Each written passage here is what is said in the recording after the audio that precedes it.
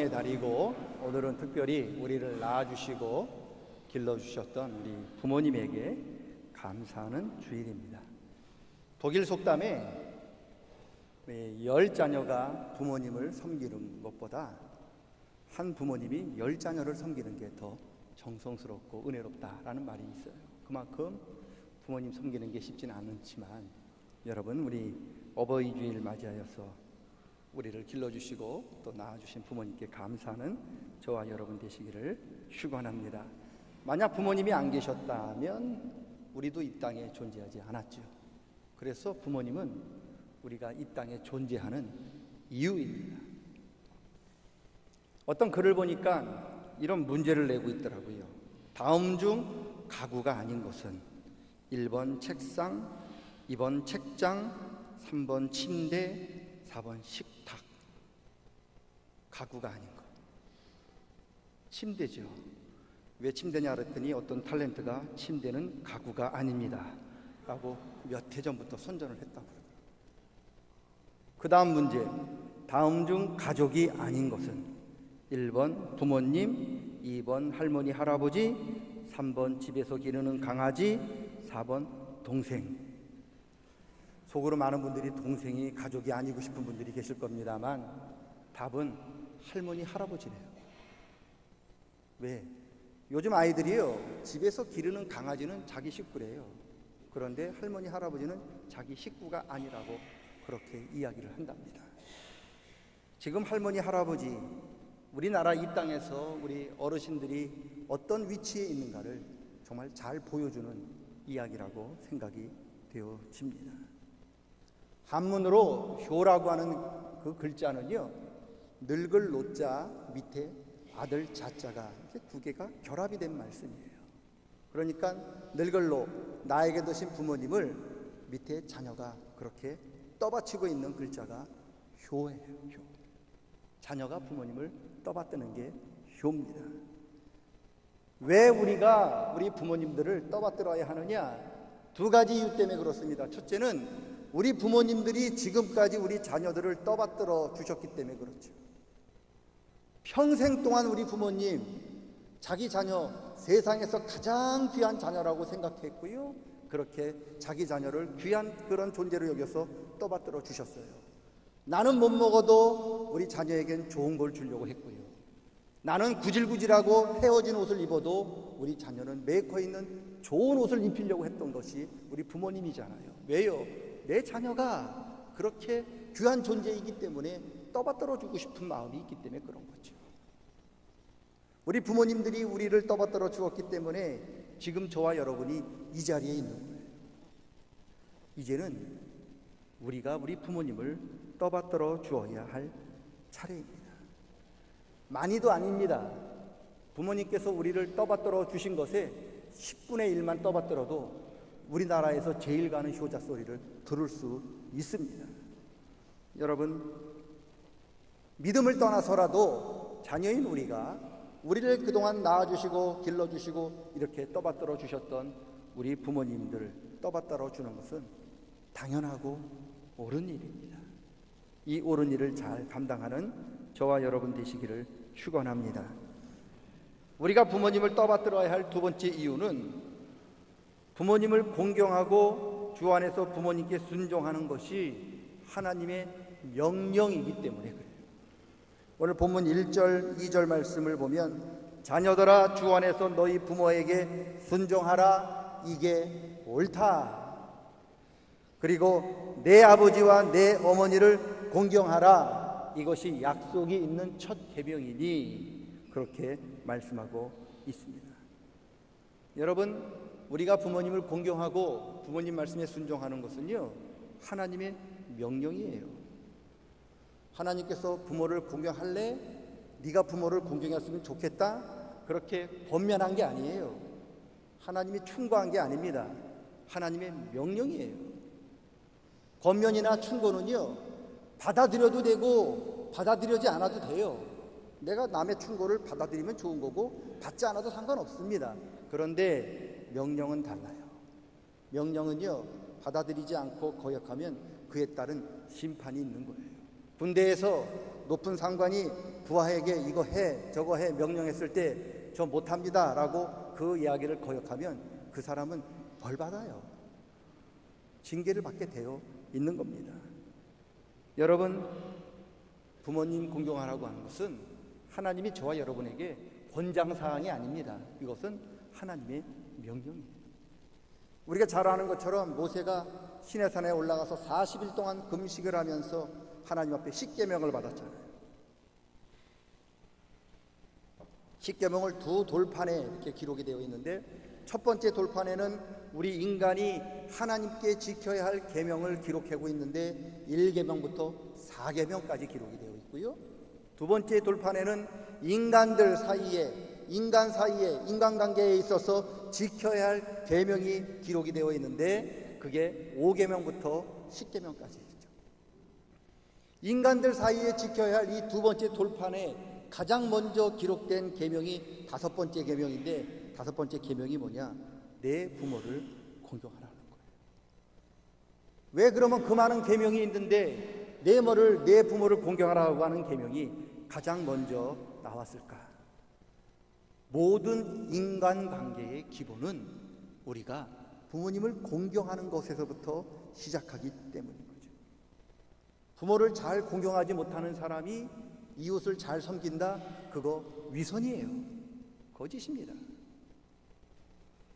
여러분, 요한 사도가 그렇게 이야기해요. 눈에 보이는 내 형제, 눈에 보이는 내 부모도 잘 섬기지 못하면서 어떻게 눈에 보이지 않는 하나님을 섬긴다 이야기할 수 있느냐. 요한 1서에 이렇게 나와 있어요. 그래서 하나님을 잘 공경하려면 먼저 눈에 보이는 부모님을 잘 섬기시고 공경하셔야 돼요. 왜냐?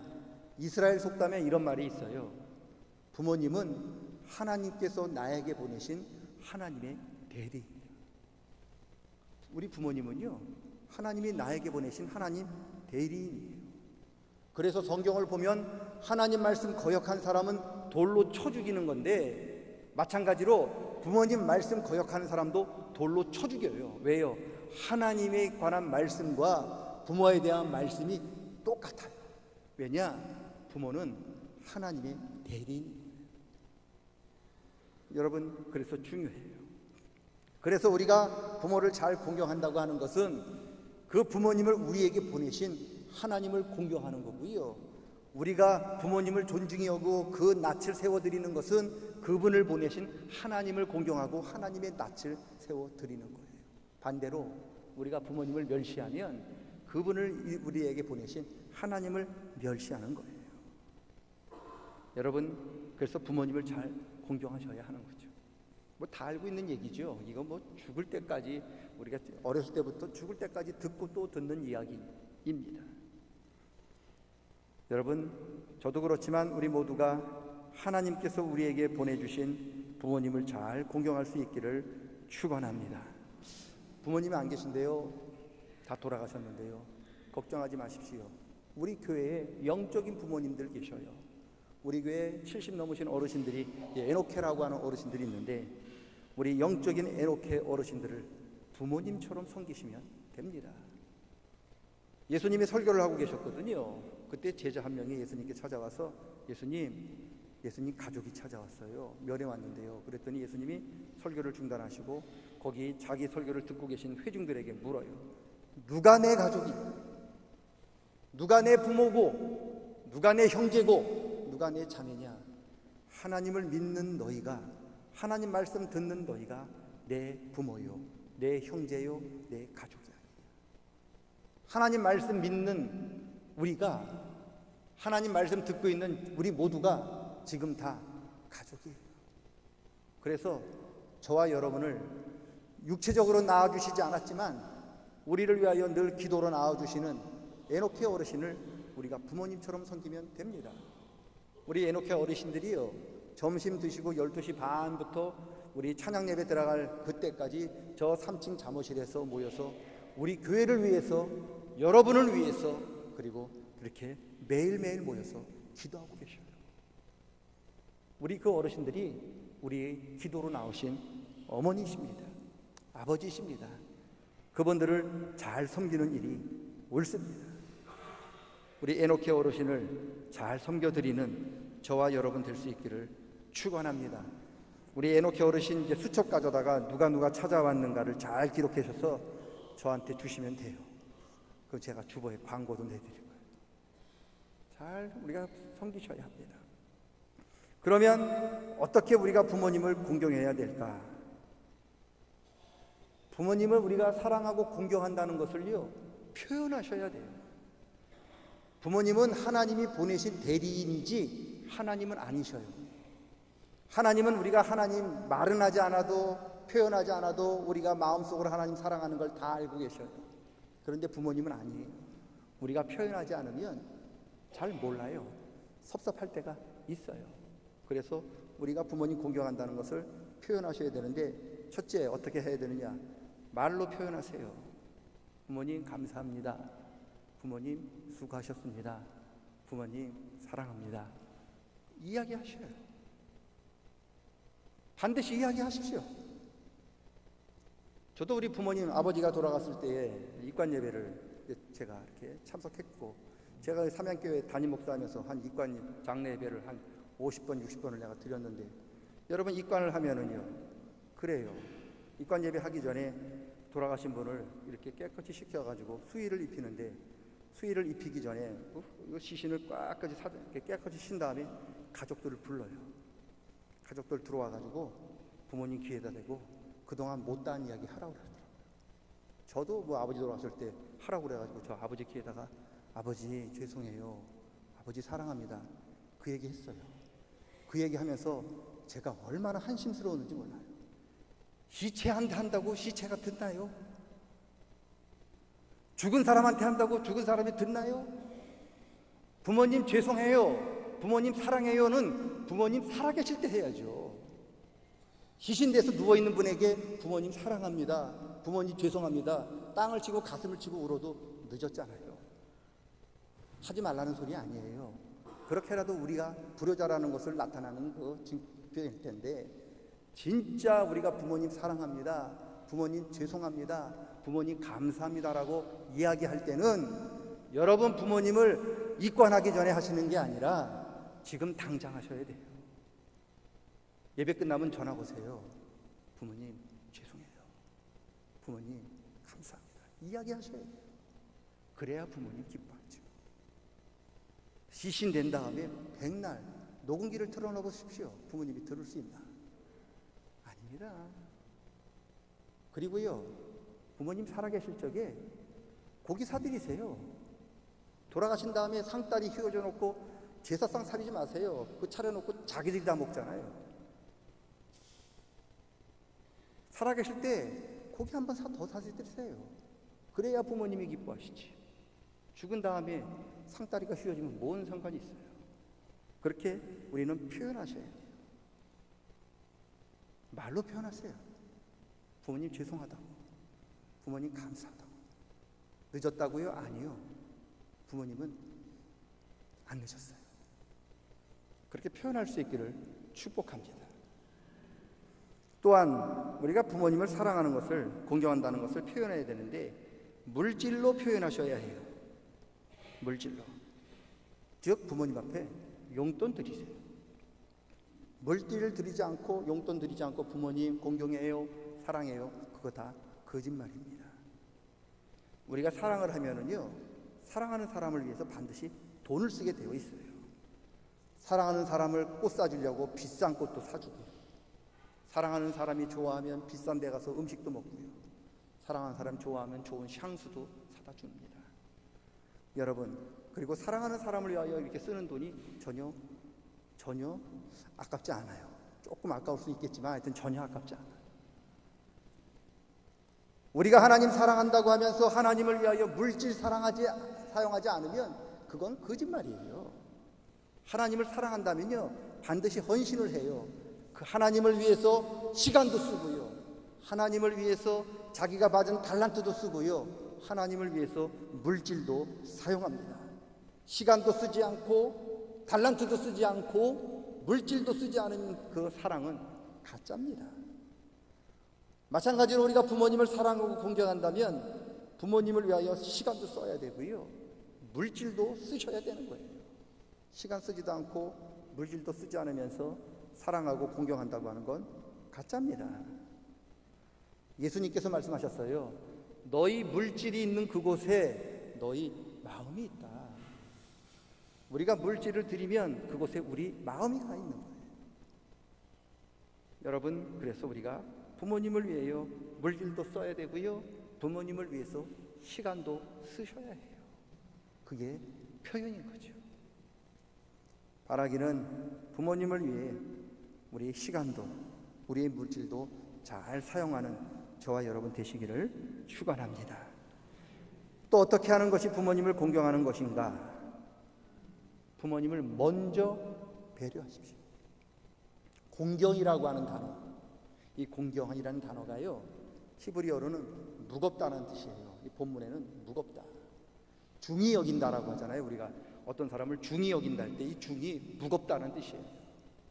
이게 하나님한테 쓰면은 영광이라고 하는 단어가 되고요, 사람한테 쓰게 되면 이게 공경이라고 하는 단어가 되는 거죠. 똑같은 단어예요. 하나님께 영광 돌리는 그 단어는 부모님을 공경하는 단어예요. 우리가 부모님을 공경하는 게 곧 하나님께 영광을 돌리는 거예요.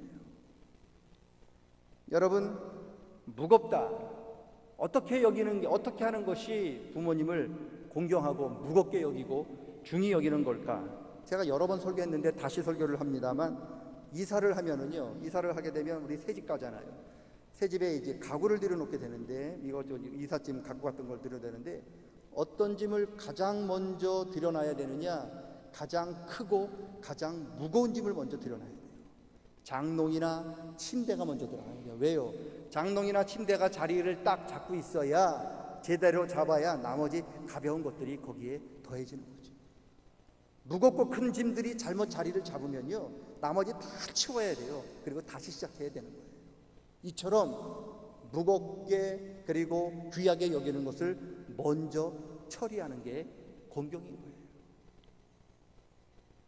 부모님을 공경하라고 하는 말씀은 부모님을 가볍게 여겨서 맨 나중에 챙기지 말고 먼저 부모님을 챙기고 먼저 부모님을 배려하라는 소리예요.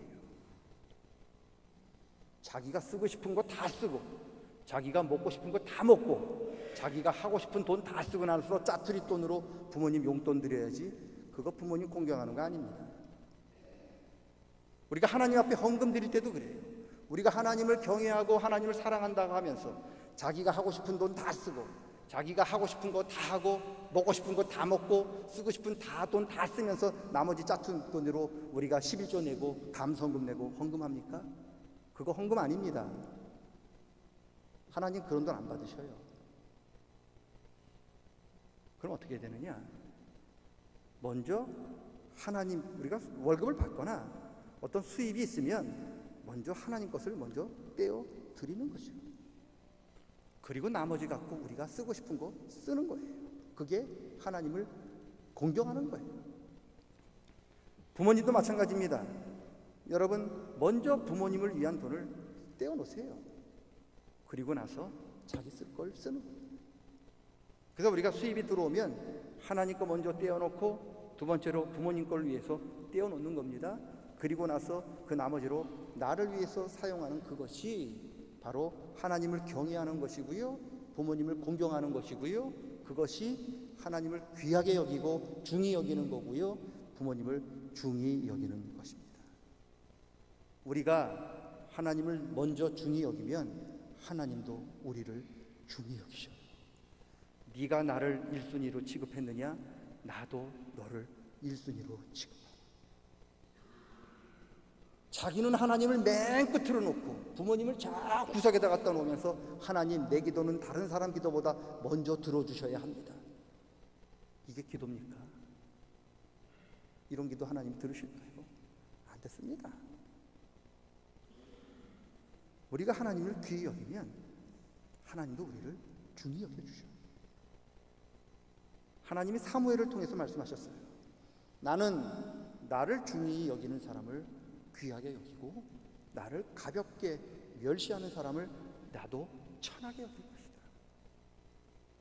하나님 앞에 대접을 받고 싶고 하나님 앞에 귀하게 쓰임을 받고 싶다면 우리도 하나님을 먼저 귀하게 대접하셔야 되고요, 우리 부모님을 먼저 귀하게 여기셔야 하는 거예요.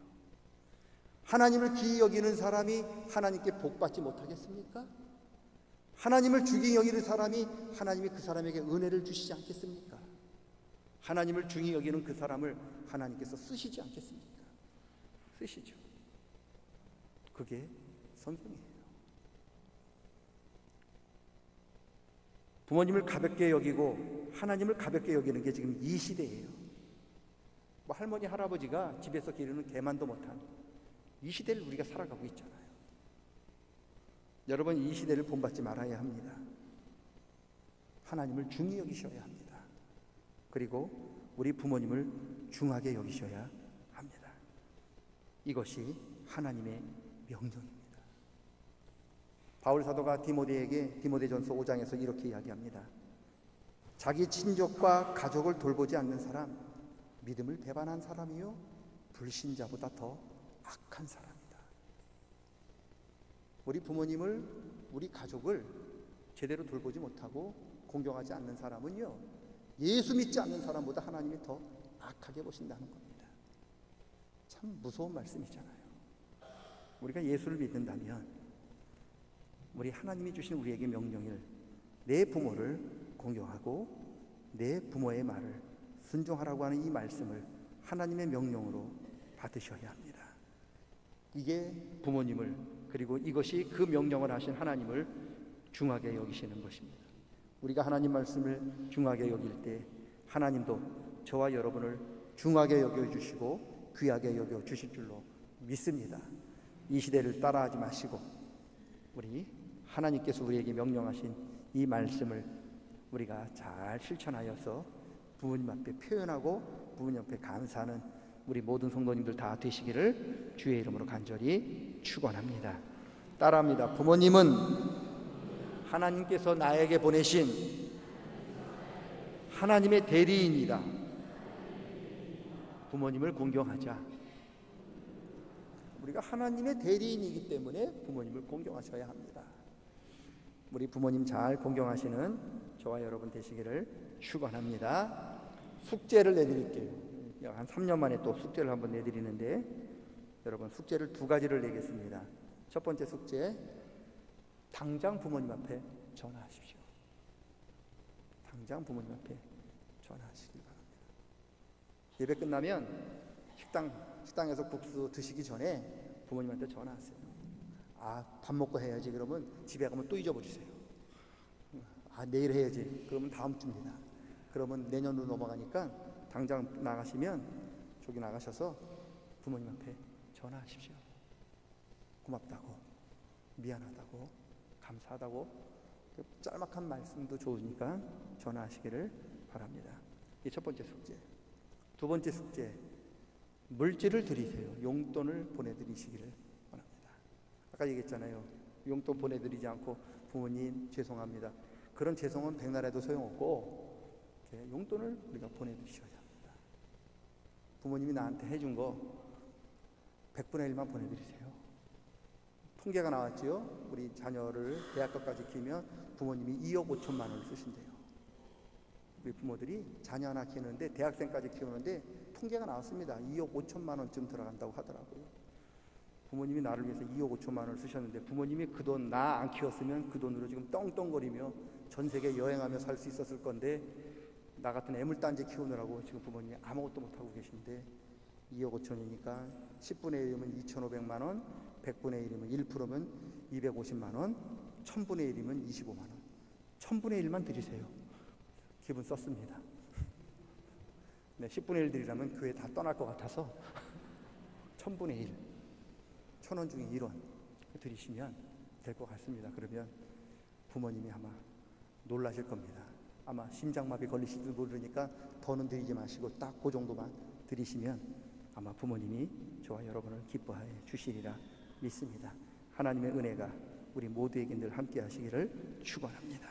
하나님 아버지, 내 부모를 공경하고 주 안에서 내 부모에게 순종하라. 이것이 옳다 하였습니다. 그리고 이런 사람을, 이처럼 부모를 중히 여기는 사람, 부모를 보내신 하나님을 중히 여기는 사람이고, 그 사람 반드시 하나님께서 중히 여기셔서 잘되고 복되고 형통한 길로 인도해 주실 줄로 우리는 믿습니다. 이 시대가 하나님을 경멸히 여기고, 지금 우리가 사는 이 시대가 부모를 멸시하는 그런 하나님 세상에 우리가 살아가고 있는데, 이 시대를 본받지 않도록 도와주시고 부모님 중히 여기는 삶을 살아갈 수 있도록 도와주시옵소서. 예수님의 이름으로 기도드리옵나이다. 아멘. 다 같이 일어서셔서 620장 3절, 579장 부르시겠습니다.